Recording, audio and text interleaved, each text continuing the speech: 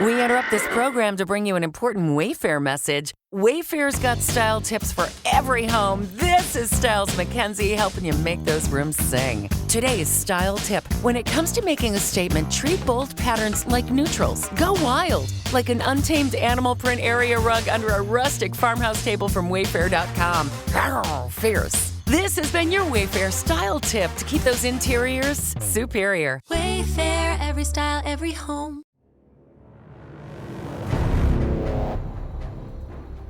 Hey there, this is Alexis Knight.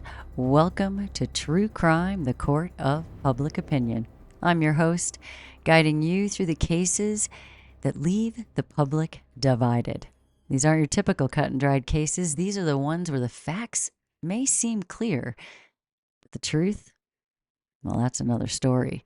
In today's episode, we dive into the case of Elizabeth Finch, a former television writer who crafted more than just fictional scripts. Now, this case did not make it through the courts, and it's the only one so far that I have put in here that is like that. But I'm adding this case because there's a documentary out right now that you should check out about Finchy and find out how this all went down from the people that she affected. But I wanted to do this case because this is one of those unfortunates that just left everything a mess. And so the question is, was she manipulative by nature? Was she someone that needed more attention? Was she mentally ill? Was she a predator? There are a lot of things going on in this case, and I know the documentary is out there, but we need to take a look at it because it's causing a lot of discussion. Did this woman need help? Or is she really just a full-on con artist criminal? This woman built a persona that deceived colleagues, friends, and even her most intimate partners, spinning a tale of life-threatening illness and traumatic experiences that went beyond the screen.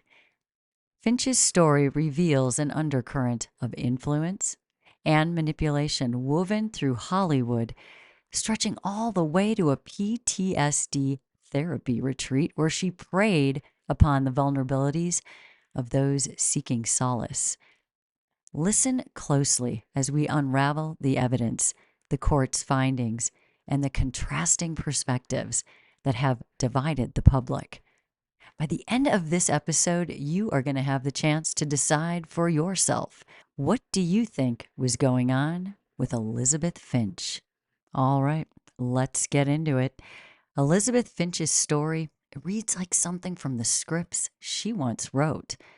Her journey in Hollywood was marked by an inspiring rise, but the story that captivated her friends, colleagues, and even her romantic partners did not end with the triumph of talent. Instead, it became a tale of manipulation, deception, and psychological complexity, leaving the public divided over her motivations and accountability. Finch's case wasn't about a brief slip or a momentary lie. This was a meticulously crafted web of falsehoods that lasted for years, leaving deep emotional scars on the people who trusted her. Finch presented herself as a survivor, a role that gained admiration, sympathy, and a steady stream of professional support. She claimed to be battling a rare and aggressive form of cancer, weaving a detailed story about chemotherapy sessions, physical pain, and the daily challenges of living with a life-threatening illness. Her colleagues on Grey's Anatomy were moved by her courage. She continued to work long hours, despite what they believed was a grueling regimen of cancer treatments. In a community where emotional connections and real-life experiences often do inspire storylines, Finch's account gave her a rare edge, adding a level of authenticity to the character arcs and episodes she helped create. As the years went by, Finch expanded her personal narrative, adding new layers of trauma and survival. She shared stories of abuse, portraying herself as someone who had endured unimaginable hardship. The people around her saw not just a talented writer. They saw her as a friend and a confidant who could truly empathize with suffering. I mean, she was, in their eyes, a resilient figure, someone who could turn her pain into something meaningful on screen. But what drove Finch to craft such an elaborate story, taking her deception to levels that seemed not only extreme, but disturbing? For years, she maintained her false identity as a survivor, fully immersing herself in the role. She would recall specific details about her treatments and describe the emotional toll of her experiences, evoking the sympathy and admiration of everyone she encountered. It wasn't simply that Finch told a lie. She built a character that took over her real life, and in doing so, she convinced others to invest their emotions, their time, and even their professional energy into a version of herself that did not exist. Psychologists might point to conditions like narcissistic personality disorder or Munchausen syndrome, mental health disorders where individuals lie or exaggerate illness to gain sympathy and attention. But Finch's case seems to go beyond this. Her deceptions weren't just fleeting. They were deeply rooted, sustained over years with a consistency and level of detail that implies more than momentary impulse. Finch seemed to understand exactly how to manipulate those around her in order to achieve her ends. Was it the need for control, or was it a desire to be seen as extraordinary, to occupy a position of respect and admiration that might otherwise have been unattainable? One incident that highlights the depth of Finch's manipulation involved her attending a PTSD therapy retreat. Here, among people who were grappling with real trauma, Finch continued to tell her fabricated stories. She shared accounts of surviving abuse and coping with the lasting effects of her illness. The people around her at the retreat weren't just strangers. They were individuals who had suffered and were seeking healing. Finch embedded herself in their lives, gaining their trust and evoking their sympathy. Some even saw her as a kindred spirit, someone who understood the depths of trauma in a way few others could. But while they shared their real experiences, Finch was simply playing a role, one she had constructed to perform. Her manipulation extended into her romantic relationships as well. Finch's partners believed they were supporting someone in genuine need. They stood by her through treatment days, offering comfort and assistance, often at personal expense. For those closest to her, Finch's story was not just a narrative. It was a reason to stay, to support, and to protect. And when the truth finally came to light, the betrayal was profound. People who had invested emotionally, financially, and professionally were left questioning how someone they thought they knew could deceive them so thoroughly. Many grappled with feelings of shame and guilt and confusion. How had they been so blind to the lies? Finch's deception went beyond storytelling. It impacted lives in ways that are difficult to quantify. The extent of her deception leads to a critical question and why it's here on this podcast. Was Finch driven by an uncontrollable compulsion, or was her manipulation deliberate and calculated? While some argue that her actions indicate a psychological disorder, others see her as someone who knew exactly what she was doing, exploiting the empathy of those around her for personal gain. Finch's case raises complex issues about responsibility and mental health. If she were suffering from a disorder, does that excuse the harm she caused? Or does it simply add another layer to her manipulative behavior? And if she acted with full awareness, what does that say about the limits of trust and empathy in our closest relationships? The public remains divided on these questions. Finch's story taps into the discomfort we feel about manipulation and trust, especially when someone uses their struggles as a shield against scrutiny. People wanted to believe her, and she knew exactly how to use their compassion to her advantage. Her case highlights the darker side of sympathy, the way it can be weaponized by someone who understands its power. Finch was not just a storyteller, she was someone who understood how to create a compelling narrative that pulled others into her orbit, making them complicit in her lie without their knowledge. And so, I ask you, was Elizabeth Finch a person suffering from psychological issues beyond her control? Or was she a master manipulator, someone who understood the impact of her deception and used it to elevate herself in a competitive industry?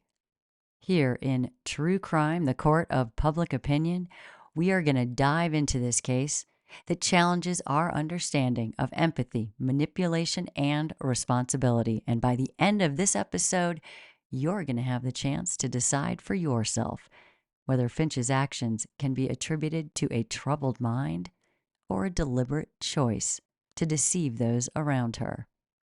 Elizabeth Finch's path to notoriety in Hollywood, it wasn't just about her skill as a writer. It was the layers of personal tragedy she claimed to have endured, woven tightly into the professional and social circles she occupied. From her position on Grey's Anatomy, she had the perfect platform to share her survivor story, one that painted her as a resilient figure overcoming cancer and abuse and heartbreak. Finch's stories quickly turned her into someone many saw as more than just a writer. She became a source of inspiration and strength. She was admired for her supposed perseverance. The facade she maintained was impressive in its intricacy. Finch claimed she had been diagnosed with a rare form of cancer, one that required ongoing treatment. Her colleagues, moved by her bravery, began adjusting their lives around what they thought was a close friend's battle with her health. On particularly challenging days, team members would cover her responsibilities, or they would take on extra work, believing they were helping someone truly in need. Finch even went so far as to claim that her chemotherapy sessions were so draining that they left her struggling to keep up. Yet despite her condition, she continued working like a hero, adding to her reputation as a dedicated, hardworking survivor. What's most striking is the detail Finch put into her fabrications. She would talk about her treatment schedule, the side effects of her medications, and the physical toll it was supposedly taking on her. Colleagues and friends, they were not only convinced, they were deeply invested in her well-being. Some would accompany her to supposed medical appointments, offering comfort and support, while others made themselves available to her at any hour, believing she was coping with unbearable pain. Finch's stories were so intricate and heartfelt that it was almost impossible for anyone to doubt her. Finch's manipulation wasn't just confined to her workplace. It seeped into her personal life as well. She developed close relationships with several people in her circle, sharing stories that blurred the lines between fact and fiction. One of her partners even became a caregiver, sacrificing time and energy to provide Finch with the support she claimed to need. Her romantic partners, friends, and colleagues became so enmeshed in her life that they felt responsible for helping her, often at a significant personal cost. Perhaps one of the most shocking examples of her reach came when she attended a PTSD therapy retreat. This isn't just a meeting, and that's bad enough. This is a place where individuals gathered to confront and heal from their very real traumas that affected them in very real ways. Here, Finch expanded her story even further, though, adding new layers of supposed abuse and recovery. She was one of them. She was surrounded by people who were actively working through intense emotional pain. Finch continued to present herself as a fellow survivor, gaining the trust and empathy of those around her. She bonded with individuals who saw her as a kindred spirit and someone who could understand the depths of trauma and resilience. Her presence in this space, pretending to be a survivor among actual survivors, demonstrates the extent of her deceit. This was not just about lying. This was about embedding herself in vulnerable communities, places where trust and emotional connection were paramount. These people were working on these things. As Finch's influence grew, so did the cracks in her story, though, because she told a lot of those details, remember? Over time, certain details didn't seem to align with the symptoms or struggles she was describing. Colleagues began to notice that she didn't exhibit any of the visible signs typically associated with aggressive cancer treatments. For someone claiming to endure chemotherapy, Finch appeared surprisingly robust. And then there were the inconsistencies. Slips of memory where she would recount a detail one way only to describe it a different way the next time.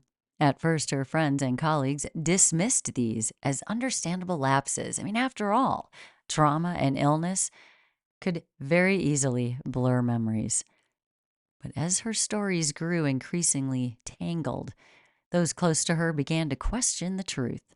Mutual friends of Finch's partners started to discuss their doubts with each other. And what started as subtle whispers quickly snowballed into a full-blown inquiry. Her colleagues and friends who had once rallied around her, now they were finding themselves piecing together a puzzle that did not quite fit.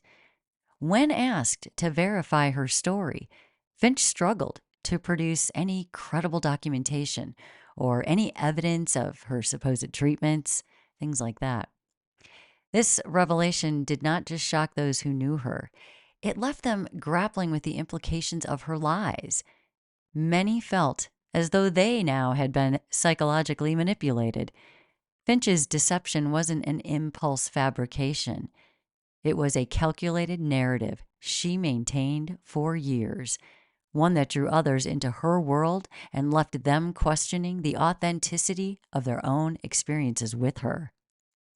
As more people began piecing together Finch's lies, the foundation of her fabricated identity started to crumble.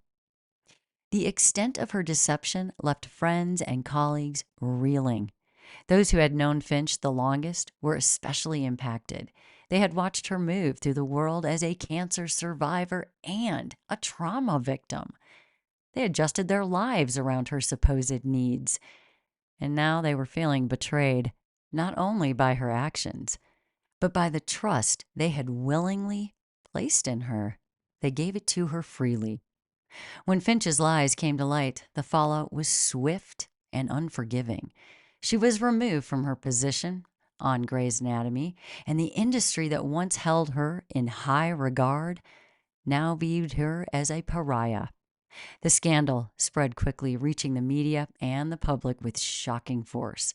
Headlines painted Finch as a master manipulator, someone who had preyed on people's empathy and used trauma as a tool for personal and professional gain. Her former colleagues, many of whom had invested emotionally and even financially in her story, they were left to grapple with a sense of violation. One of the most profound impacts of Finch's deception was on her romantic partners. For those closest to her, Finch's illness had been a critical part and a central part in their relationship, so important and a reason to stay close, to protect and to care.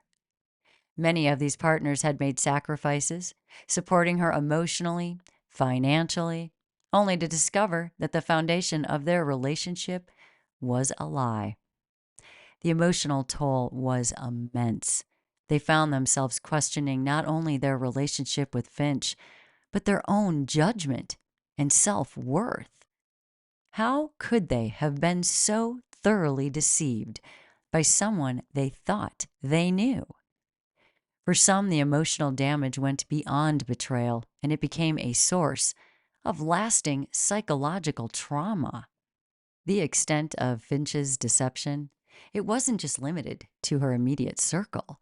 Her stories had rippled out into the broader Hollywood community, where she had become something of an icon for resilience. Many who didn't know Finch personally had admired her for her courage from afar, finding inspiration in her tale of survival. Learning that her story was fabricated left these admirers disillusioned and angry. Finch's actions not only damaged personal relationships, but eroded the public's faith in survivor stories, potentially casting doubt on those who genuinely do have to live through trauma. The media response was also intense, with journalists and social commenters diving into Finch's life, analyzing her motivations and the possible psychological underpinnings of her actions. Was Finch simply a person seeking attention, or was there something more complex at play? Some pointed to her story as a symptom of a society that rewards trauma narratives, especially in Hollywood, where personal struggles are often commodified. Others argued that Finch's actions reflected a more sinister personality, someone capable of manipulating and deceiving even the closest people in her life, and doing it all without remorse. Public reactions were equally divided. Some believed that Finch might be suffering from an undiagnosed mental health condition like Munchausen syndrome, which compels individuals to feign illness for sympathy and attention. Others were less forgiving, viewing her as a calculating individual who knowingly exploited the compassion of those around her. This division sparked a heated debate, with some questioning whether Finch should face legal consequences for her actions. But for many, the real issue was one of trust. Finch's actions had forced her friends, colleagues, and the public to confront an uncomfortable truth that people we trust and admire can sometimes be deceivers. The shock and betrayal felt by those around her extended beyond her individual case. It raised questions about how people easily can be manipulated, especially by those who understand how to leverage empathy and trust. Finch had exploited this empathy to the fullest extent, using her fabricated story not only to gain sympathy, but to hold influence over others. In the end, Finch's story became a cautionary tale within Hollywood and beyond. It highlighted the power of narrative and the fine line between truth and fiction, especially in an industry where storytelling is paramount. Finch's ability to maintain her lies for so long speaks to her skill as a storyteller, but it also reflects a disturbing willingness to use that skill for harm.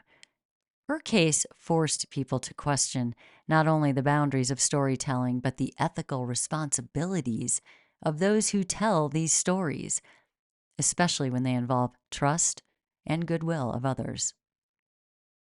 As the public grappled with the layers of Finch's deception, the debate continued. Was she a person in need of help or a master manipulator? Today, Elizabeth Finch's case remains a striking example of how far someone can go to control their environment and the people in it. It stands as a reminder of the complexities surrounding trust and trauma and the truth in our lives. In the case of Elizabeth Finch, the reactions were, of course, divided. On one side, people are arguing that Finch's actions were so extreme, they bordered on criminal. Others were more sympathetic, and they believed she was struggling. So we're going to explore these perspectives here and examine the arguments from both sides to shed light on the motivations and the implications of Finch's deception. So let's take a look at the prosecution's perspective. It was one of calculated deception. For those who saw Finch's actions as deliberate, the evidence was clear. She had knowingly crafted a false story, maintained it for years, and used it to gain influence in her personal and professional circles. The intensity and duration of her deception suggested more than a passing compulsion. It pointed to a calculated manipulation, one that relied on her ability to exploit the empathy and compassion of those around her. Proponents of this view argued that Finch's lies were strategic. She had used her fabricated illness and trauma to elevate her status within the Grey's Anatomy team, making herself indispensable and inspiring loyalty among her colleagues. By positioning herself as a survivor, she became not only a respected team member, but someone who held a certain moral authority. After all, who could challenge or question someone who appeared to be battling a life-threatening illnesses? The psychological toll her lies took on others, particularly those who had cared for her, was another key point. Many of Finch's closest relationships had been built on a foundation of support and sympathy, which she manipulated for her own gain. Her partners, friends, and even distant colleagues, they felt emotionally drained, financially impacted, and ultimately betrayed. For them, Finch's deception was an invasion of trust that left lasting scars. This perspective also pointed to the ripple effect her lies created. Beyond the immediate circle of people she deceived, Finch's actions cast a shadow of doubt on genuine survivor stories. Some feared that her case would lead to increased skepticism toward individuals sharing their real struggles with illness and trauma. This is a consequence that could be damaging for those truly in need of empathy and support. To these people, Finch's manipulation was more than a personal betrayal. It was an attack on the credibility of survivor stories everywhere. Then you had the defense, though. They had a whole different perspective. They saw a mind in crisis. Those sympathetic to Finch argued that her actions might be explained by a mental health condition rather than pure manipulation. Munchausen syndrome or similar disorders often compel individuals to fabricate or exaggerate illnesses to receive care and attention, sympathy. This argument held that Finch's actions could stem from a psychological disorder that made her believe, on some level, in the reality of her fabricated story. If Finch had indeed struggled with the disorder, they argued, her deception might not have been as intentional as it appeared. Supporters of this view suggested that Finch's compulsion to lie about her health and trauma, it could have originated from a need for validation and security. Hollywood is an industry known for its intense pressures, where success is often intertwined with personal stories and authenticity. By crafting a narrative of survival, Finch may have sought a way to feel valued, protected, and seen. If she was driven by a need for emotional security, her behavior could reflect a more complex psychological issue rather than a desire to manipulate. The defense's perspective also questioned the ethical responsibility of the Hollywood environment. Finch's colleagues, friends, and even the media played a role in building her survivor image. They even reinforced her fabricated story without any verification. In an industry that prizes unique and inspiring stories, was Finch to some extent responding to an environment that encouraged personal struggles as part of one's public persona? This argument holds that while her actions were wrong, the culture around her may have enabled or even encouraged her to keep up this deception. Ultimately, for those who took a more compassionate view, Finch's case was a reminder of the complexities of mental health. They argued that if Finch were diagnosed with a disorder, she could benefit from treatment and support rather than condemnation. However, this perspective also raises the question of accountability. It's messy. How do we balance sympathy for mental illness with the harm caused to those around her. Both of these perspectives, whether prosecutorial or compassionate, they highlight a critical issue at the heart of Finch's story: the power of influence and the vulnerability it creates. Finch's case demonstrates how individuals in positions of emotional authority can manipulate those around them, often without facing immediate consequences. For years, Finch operated in a realm of trust, using her fabricated story to build relationships that would protect her, elevate her. This influence enabled her to create an environment where questioning her story felt almost taboo. The vulnerability of those around Finch played a significant role here in unfolding her deception. And people wanted to believe her. They wanted to support her in her supposed struggles, and in doing so, they became enablers of her story. This vulnerability is particularly potent in communities centered on empathy, like therapy groups or close-knit work teams, where trust and support are paramount. Finch's manipulation within these circles raises those uncomfortable questions about the potential for abuse in environments that prioritize emotional connection. Finch's story also shines a light on a broader societal issue: the way we consume and react to trauma narratives.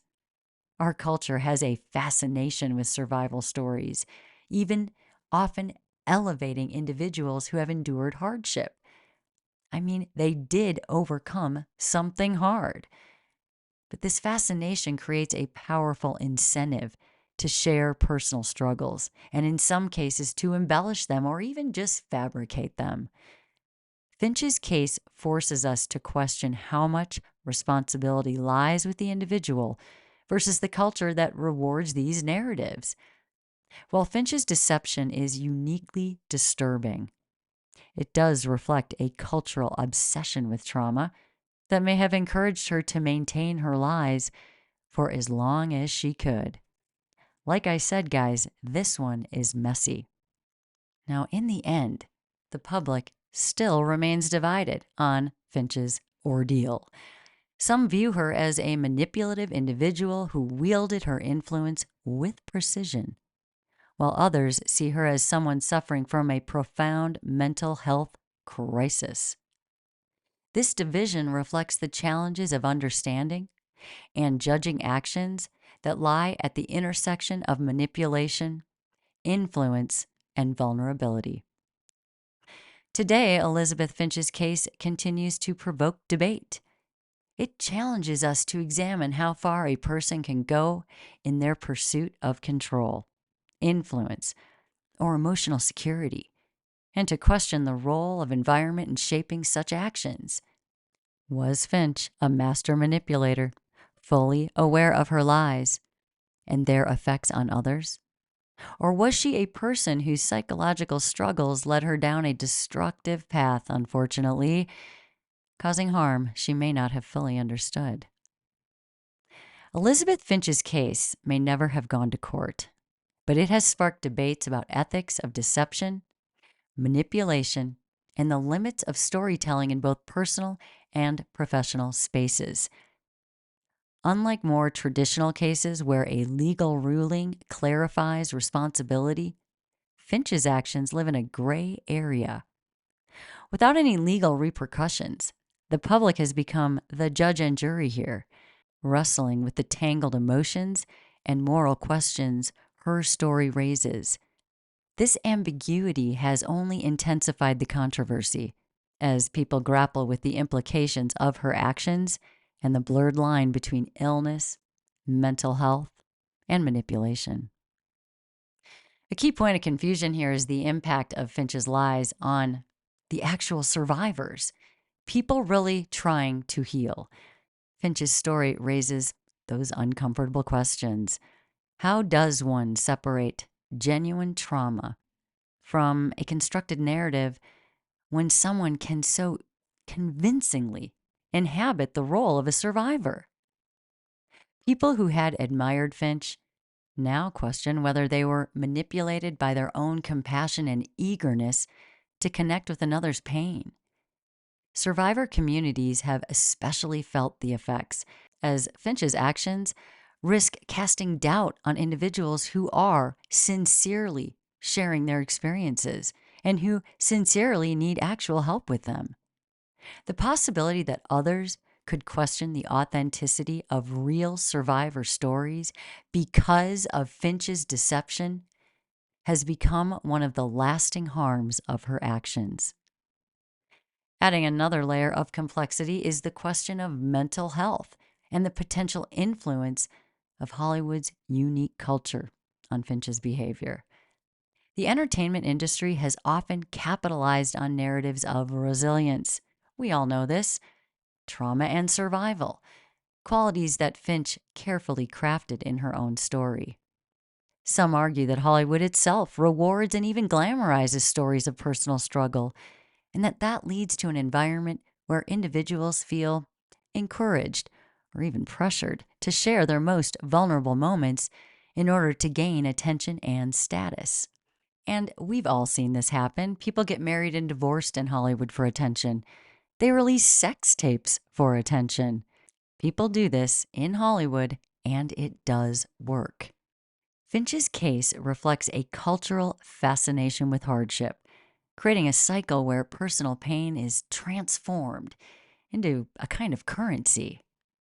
Like true crime, right? Everyone's watching true crime. None of it is a happy place. But there's still no clear answer as to why Finch took her deceptions so far. Was she driven by an uncontrollable need for validation, or was she simply skilled at reading what people wanted to see? For those who believe in her capacity for calculated manipulation, Finch's actions are a chilling example of how a person can create a reality for others that is entirely of their own design, hiding the truth in plain sight.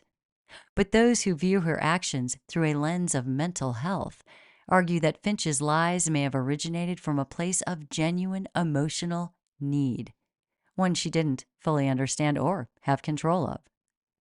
This difference in interpretation continues to divide public opinion. People are torn between compassion and condemnation. Without a legal framework to assess Finch's actions, the lack of accountability has added to the public's confusion and their frustration. Unlike cases that do go through the judicial system, where evidence is examined and rulings are handed down, Finch's deception exists solely in the court of public opinion, which makes it unique here. Her case raises questions about the power and limits of social accountability. Is it enough for her to face backlash from her peers, her fans, and the public? Or does she need to take further responsibility, perhaps by publicly acknowledging the harm she caused? In the end, Finch's story remains a cautionary tale about the potential for abuse in relationships built on trust, empathy, and shared vulnerability. Her case challenges us to consider the darker side of human connection, where people's compassion can be exploited by those who understand how to wield it. Elizabeth Finch's case, it sits squarely in the realm of ambiguity. Unlike cases with courtroom resolutions, Finch's actions are left to the judgment of those affected and the public that has followed her story. So, we've examined the many layers of her deception, from the relationships she built on false foundations to the communities she impacted with her fabricated survivor persona. The public remains divided, some calling for sympathy, others demanding accountability. But without a legal conclusion, the question of Finch's responsibility and intent is left to each of us to decide. So, as we conclude this episode, I'm asking you to weigh the evidence. Finch's actions were extreme, extending beyond casual deceit into a fully constructed world of trauma and survival that influenced everyone around her. She gained sympathies, She landed a job storytelling on one of television's most popular medical dramas. This all creating a ripple effect that made her deception not just personal, but cultural. Her story raises critical questions about mental health, society's fascination with trauma, people's need for validation. But perhaps the real lesson in Finch's story is the power of influence and the vulnerability that lies in empathy. Finch's case challenges us to consider the ways in which people's goodwill can be exploited by those who know how to manipulate it. Her ability to maintain her lie for so long is a reminder to us of how far some are willing to go to create the life they want to project. For her friends and colleagues in the public who once trusted her, this betrayal leaves a lasting impression, a sense of discomfort and wariness that lingers long after the details of her deception fade from memory. As you consider everything I've shared with you today, ask yourself, was Finch driven by an uncontrollable psychological need? Or did she willingly and knowingly deceive those around her to fulfill her personal desires? Does the responsibility lie with Finch alone? Or should we also consider the culture around her that may have encouraged or enabled her deception? And ultimately, what should accountability look like for someone who may never face a legal reckoning, but has left a wake of emotional and psychological harm? And if this did go to court, how would it go? Thank you for joining me on this journey through true crime, the court of public opinion. Sometimes the truth lies somewhere between the facts and the feelings they leave behind. You be the judge. Stay safe out there, guys. Stay out of trouble. Stay curious. Until next time, this is Alexis Knight.